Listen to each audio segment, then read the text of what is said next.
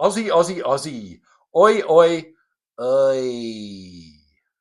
Welcome to the third part in my series, Can Artists Beat the Second Album Curse? And this week, we're going to look at some Australian artists, artists from down under, and wonder whether they've been able to overcome the sophomore slump. Now, this is not meant to be a definitive list. I'm only going to share albums that I already have in my collection, but there are some great albums and I absolutely love them. And I look forward to hearing your suggestions and recommendations down in the comments. But also remember that these are just my thoughts, and you probably know your favorite artists better than I do. Some of the artists and albums on this list, I've already done a deep dive into, a full review, and I'll leave the link for those down below in the comments. So, can Australian artists match up? Can they overcome the sophomore slump? Let's find out.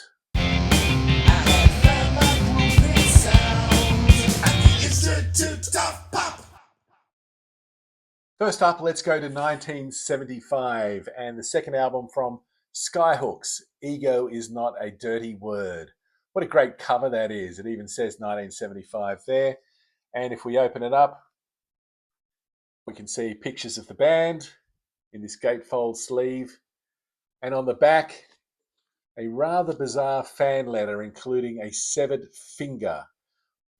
Quite bizarre, but that's what the band was, absolutely bizarre. And they were at the forefront of when pop and rock artists hit colour television and music shows on TV.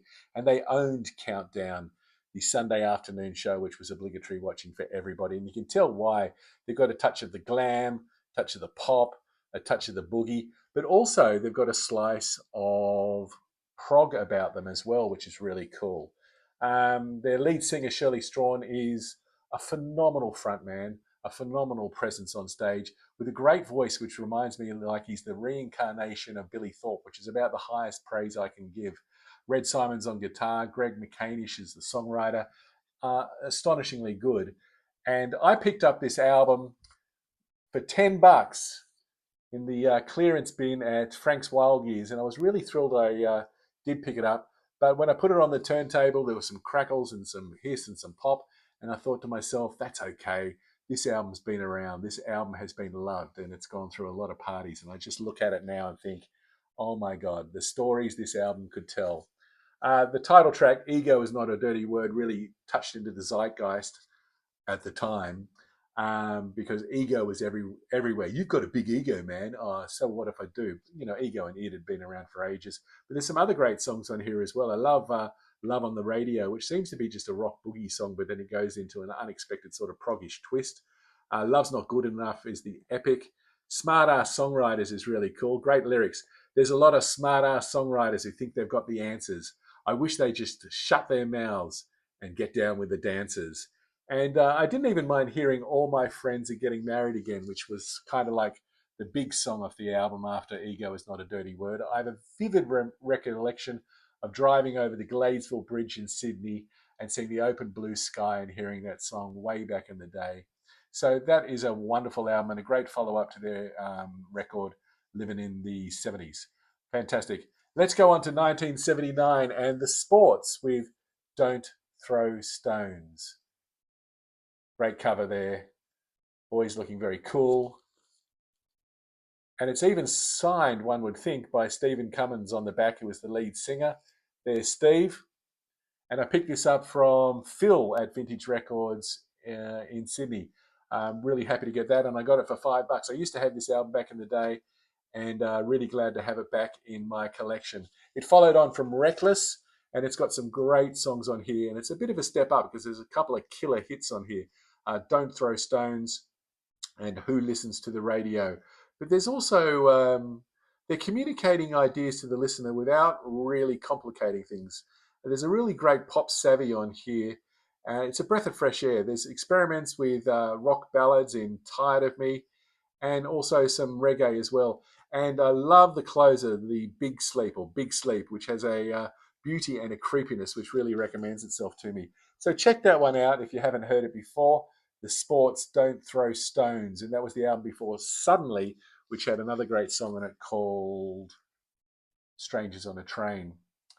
Moving along to 1979. And here it is, Midnight Oil with Peter Garrett in his iconic pose on the cover of Head Injuries.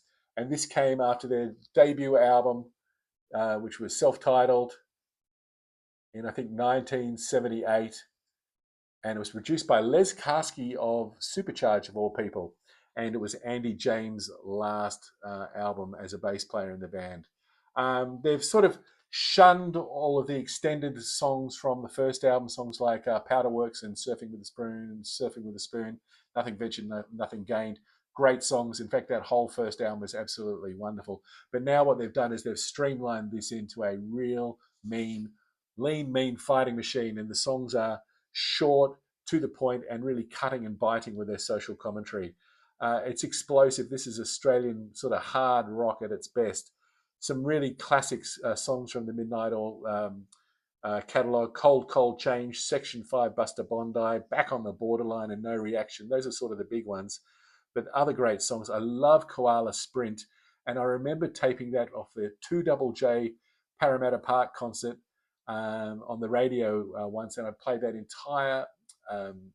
entire concert probably every week for about 2 or 3 years until somebody stole it from my car. Now, I don't think they were actually after that specific cassette, but I lost it nonetheless. So if anybody has that concert out there, please get in touch. I would love to hear it. And of course, it does include the majestic, epic, crowd-pleasing, show-stopping closer that they perform or did for many, many years, called Stand in Line. And if you get an opportunity to buy the 12-inch single of Armistice Day from Place Without a Postcard, you can hear that on the flip side.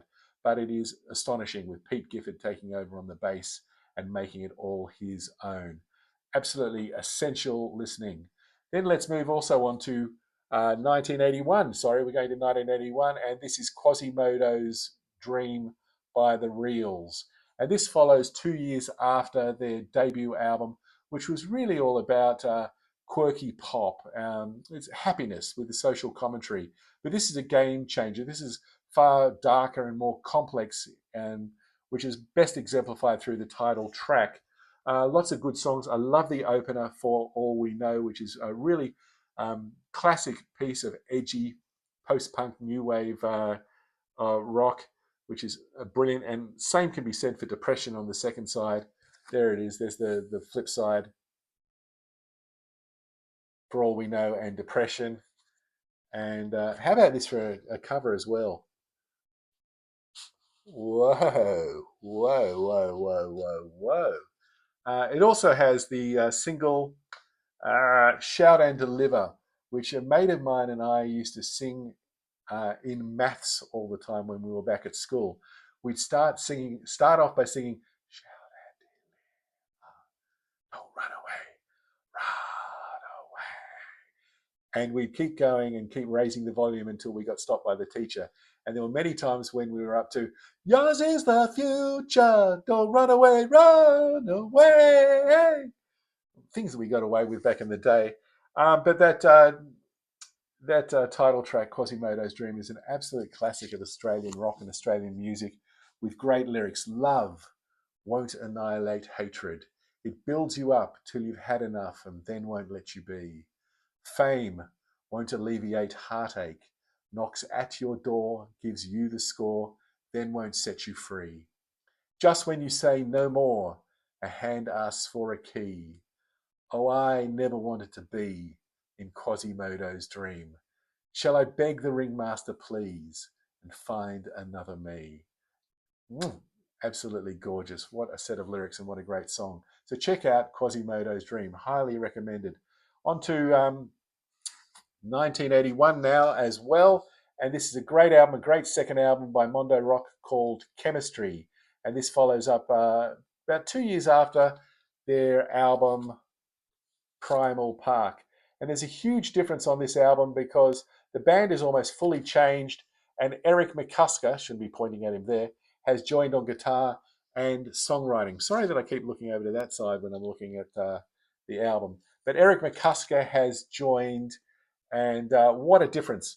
He wrote State of the Heart, an absolutely beautiful, penetrating, poignant, lovely, searching ballad that Ross Wilson sings so amazingly well. And he wrote that apparently while Ross Wilson was suffering from a bit of writer's block. Ross Wilson, of course, of Eagle Rock fame.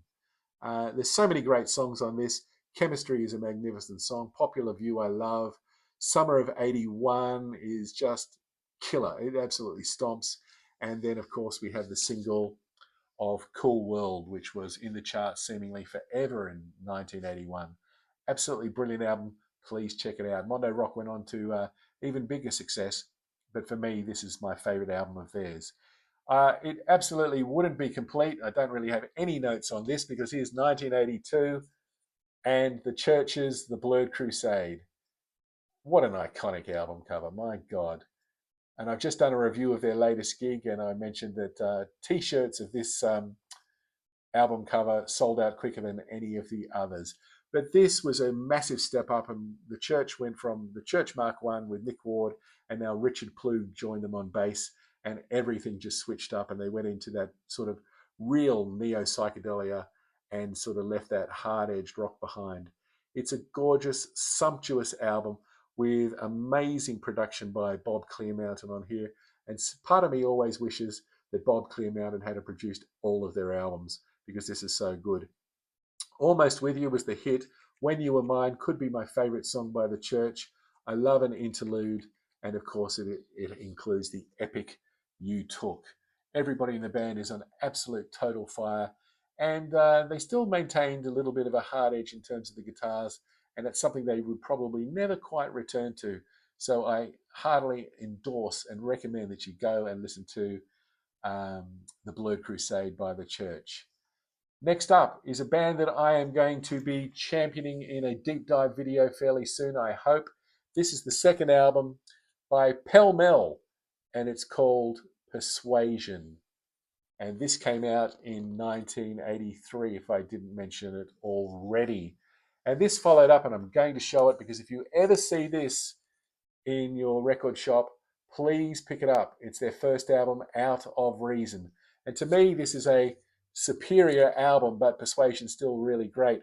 I was in a record shop in Newtown in Sydney called Egg Records, and they were playing Out of Reason, the first album, in the shop, and it sounded so magnificent, so incredible. And Craig Robertson's bass was just so punchy, funky, and adorable. And then somebody went up to the front counter and asked them to put on Songs of Love and Hate by Leonard Cohen. I mean, who would do that? Go from this beautiful new wave pop perfection and put on such a dirgy album. By the way, Songs of Love and Hate is probably in my top 5 albums of all time. I think it's a masterpiece. It was all about just shifting the mood. So, Persuasion. Lots of great songs on here. On this album, they're starting to push for the burgeoning dance scene, and they sort of leave the post-punk new wave behind. But this was my first introduction to the band, and a friend of mine, the Sunburnt Sailor, picked this up for me, and it's got some great songs on it. The big song was Pandemonium, but it's also got Persuasion, Mumbo Jumbo, Honeybee, and all of these songs can be found on the compilation, which is Rags to Tatters, which is the final song on this album. I love this band so much that I was in Vintage Records a while back talking to Phil, and I found something I'd been out after forever, and this was the 12-inch of Pandemonium. And this is really notable because there's a song on it, the theme from Splash, which is not on the album itself and is a real slice of goodness.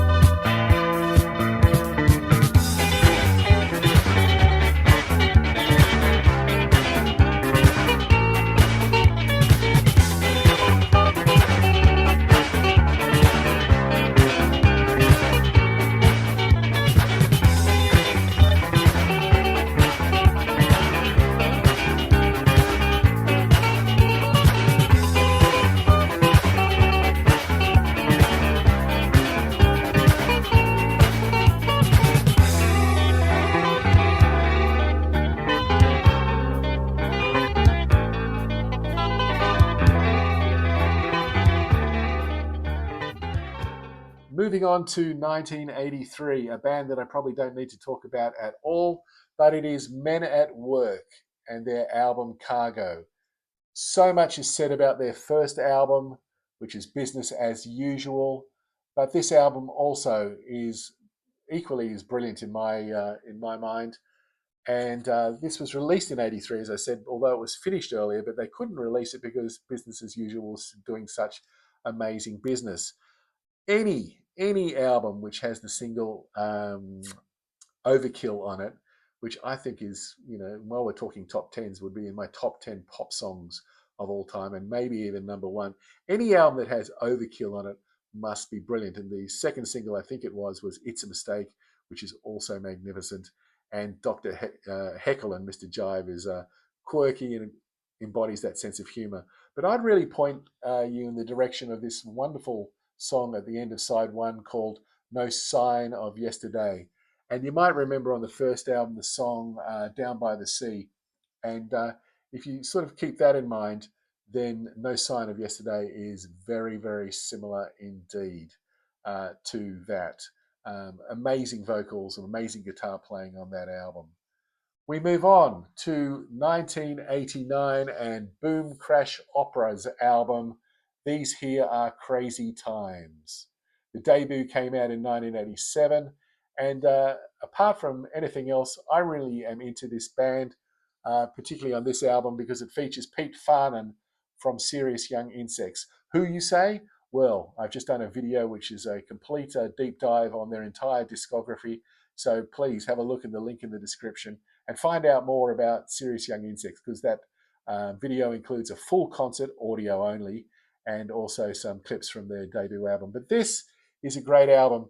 I remember getting ready to go out on a Saturday night, and a popular variety show called Hey Hey It's Saturday was on the TV, and Boom Crash Opera came on and did the opening single, Onion Skin, and my mind was officially blown. It's got funk, it's got psych, it's got rock, it's got soul, it's got everything. And it was written by Pete Farnan from Serious Young Insects. So if you only listen to one track off this album, Onion Skin, go for it. But there are other great songs on this album as well. The Best Thing's Really Cool. I love Piece of the Pie. Get Out of the House was another great single. But also on the second side, I love Axe to Grind. It's more of a slow burner, and it has that foreboding sense of doom coming until it explodes towards the end. If you want to know a bit more about this band, I mean, they're designed in a sense to be the new INXS. They remind me of INXS very much, and they're dressed up as New Wave, but hell, I really like them. Maybe a touching point might be a band like Dan Reed Network and their second album, Slam. Really great album, and I can't recommend. I was listening to it this morning on my walk, and it kept the steps moving one by one foot in front of the other, as Underworld would say. Going ahead now to 1992, and I won't stop praising this band. I'm going to shout their praises to the heavens, or from the heavens. I can't remember which one it's supposed to be, but this is Octopus by Clouds, and this is part of the compilation box set Retroactive, which I was recently lucky enough to purchase. And there's a deep dive into that box set, which was basically choosing a dream set list from all four albums, because the Clouds came back to support Retroactive. This is an absolutely stunning album. It's got hits like See You're Leaving, Say It, but it also includes some wonderful songs from B-sides at the time. I love the song Marianne, lush, dream pop, absolutely heavenly from Jody and Trish. And to me, a real standout is Swim, which was a B-side. Can't remember off the top of my head which one it was for. But check out my review down there, the links in the comments, for more information about Clouds. You won't be disappointed. And to finish, no, not to finish, one that I've talked about recently in another video is Regurgitator's second album, Unit. And now there's a lot of people who don't like this album as much as the first album, and that's because they're kind of so different in many ways. And that's exemplified by the opening track, I like your stuff better than your old stuff. Like your stuff better than your old stuff. So they're getting ahead of the game. But I've now given this album a couple of listens as well, and I love songs like, or the song formerly known as "The World of Sleaze" is really cool. I never realized how many young people knew the song "Polyester Girl," which is their sort of cheesy pop hit, I suppose. Mr. T's great, and Just Another Beautiful Story to finish is really great. Now, in 1988, what am I doing? I've got it around the wrong way. In 1988, this won the ARIA, the Australian Recording Industry Association's Album of the Year. So that sort of speaks volumes of this volume, and I can recommend it. Having said that, I still love Two-Playing a little bit more, their first album, and that I can recommend to you. Now, I promise that I won't in every list do a Steve Kilbey solo album because that would be unfair and kind of boring. But I will mention this one, and this is You Are Everything by Steve Kilbey. It's a collaboration between Steve Kilbey and Martin Kennedy from AIR, All Indian Radio. And I remember coming across this disc when I was in Hobart in Tasmania, down the south of Australia, on the Apple Isle. And I was in a shop called Music Without Frontiers, and I saw this, and it was in Stefan's stash. And I was so excited that I'd found it, and got back to my hotel room afterwards, and then realized I'd downloaded the MP3s. But it doesn't matter, meaning I'd heard it before, but it doesn't matter. God, it matches my shirt. Maybe I should do this as the thumbnail. But it doesn't matter because I'm really happy to have this on album. It's an album full of ethereal beauty. There's some prog bliss. There's many heavenly, angelic moments. And it's got sort of that sense that Steve, when he sings, is almost whispering in your ear at times. It's quite beautiful. Lots of synthesizers, but in the best possible way for those dreamy pop moments. There's a lot of dream pop in here as well. And they give us, there's a sense of, there's a Floydian aspect to this as well. And it's all distilled on the one album. It's hard to point out songs here that really stand out because the whole album's brilliant. But I would like to point out I Find, which I think would work perfectly in the soundtrack to a David Lynch film.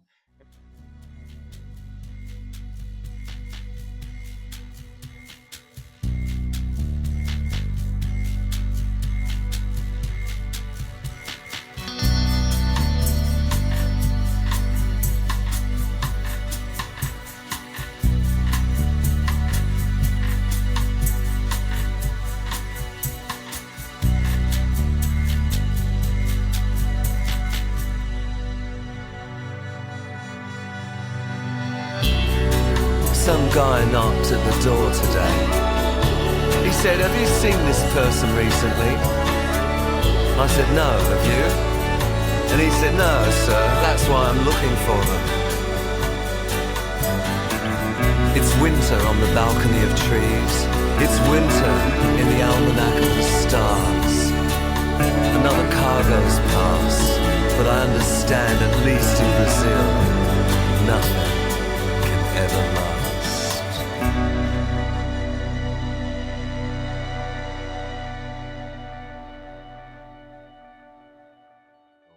And then they sort of, on the start of side B, go into a little bit of techno, in a sense, with East Side, West Side. Perfect songs, absolutely beautiful. East side, west side, inside. It must be an easy way. Okay, I feel something finished today. Your side, my side, this side. There must be another solution. Don't believe in creation or evolution.